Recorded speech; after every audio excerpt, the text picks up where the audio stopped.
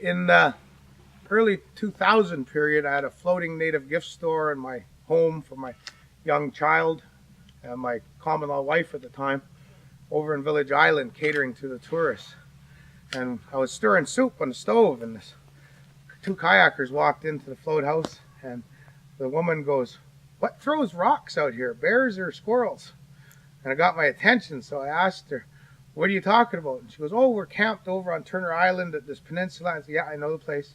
And she goes, "We're sitting in a little structure." I said, "Yeah, there's like a lean-to frame on the beach, on the White Shell Beach." And she goes, "We were watching the stars sparkle and reflect on the calm water.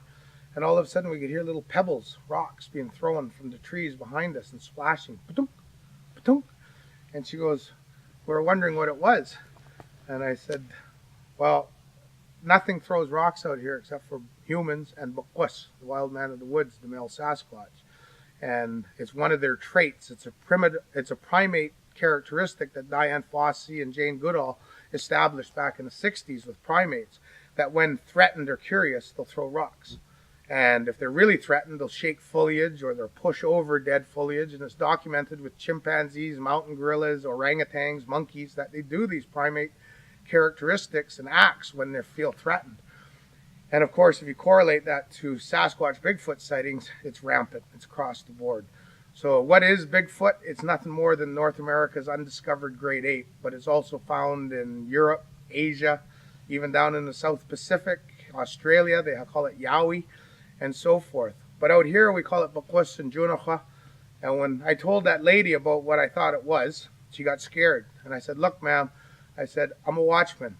I'll go grab your tent with your husband, put it in the boat, and we'll bring you over to our Village Island. You can camp on the dock." And she said, "Oh, thank you. I want to do that." But when we came here, of course, I went and looked behind the campsite here, and I found a tree snap. It was about that high, where something had grabbed a small spruce tree, busted it, and twisted it. Well, a human can't do that. And it wasn't snow damage. It was fresh. It had been done within a few hours. So that's another primate characteristic, especially of the North American Bigfoot, that they do tree snaps. They also do like primitive lean-to shelters and nests. So if you do come across something like that, do I believe in that creature? Of course I do. It's like a white black bear. You spend enough time out here, you're going to see it. I have heard them. I have seen them in the spotlight of my seine boat, not a quarter mile away from here in native Anchorage in 1994. It's well documented in Dr. John Bindernagel's book, North America's Undiscovered Great Ape, the Sasquatch, about my encounter with three of my crew men on board. And we put a spotlight on, and there, 100 yards in front of us, this big, huge human, boom, dropped on its knee.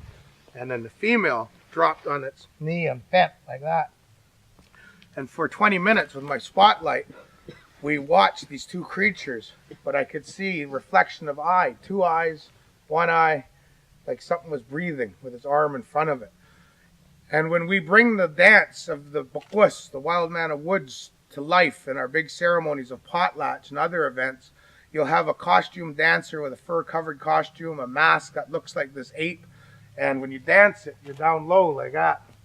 And that's what the Bukwus is said to be like when you see it. It's always hiding behind its hair-covered arm. And at times you can hear them out here. What you're listening for is they chirp when they communicate back and forth.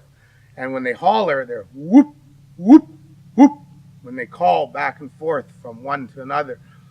And if you don't believe in it, come stay out here in October into November when the clams get good. And I guarantee you, you're going to believe in something that doesn't just snap, crack, pop in the bush at night. They may even come down and shake some foliage for you if they feel threatened. They may take a stick and bang it against a tree. Bang, bang, bang, bang, bang, bang, bang. And us Aboriginals, when we're taught hunting skills, as I taught my son and others, when you hear that banging of a tree, you stop, turn around, and go back where you came from. That's the Bukwus telling you, my family's here, I don't want you coming further. What happens if you go further? Well, just go on the internet and look about missing people who went camping and kayaking. There's always one or two that didn't break their leg or get hypothermia and die or have a heart attack.